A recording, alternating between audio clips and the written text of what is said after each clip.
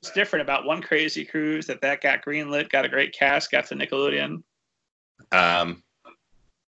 It was, I think, just sort of luck and timing. I had a couple friends who worked at Nickelodeon as assistants when I was an assistant, so I had some inside intel on the kind of things they were looking for, which always helps. And sometimes their agent or manager or somebody might know, okay, we're setting a meeting with this producer or this network, and this is what they're looking for this year. You know, they burned out on all their, you know, dark, moody soaps, so they only want upbeat, you know, cop shows or whatever it is.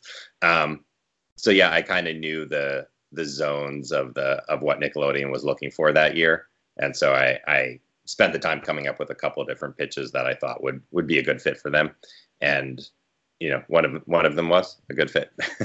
just got lucky. But yeah, having some the assistant network for inside information definitely helped.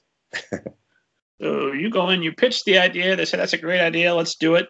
Then you actually have to go and sit down and write the screenplay, or is there a lot of hashing out back and forth of how much of it can we allocate, how many settings can we do, how much freedom do you have? Yeah, I think usually the process is you go and you pitch the idea of the story.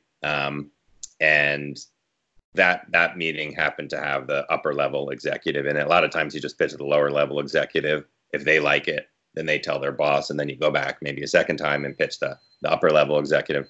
But yeah, once you sort of sell the pitch and then they agree to hire you to write it, then you just sort of move straight to outlining it. You do a bunch of different outlines for them, and then if they like the outlines, then they put you to the script. That's the usual process. Sell the pitch, write the outline, then write the script. You're doing how many meetings before you get to a screenplay then? Oh, a lot. a lot of notes calls.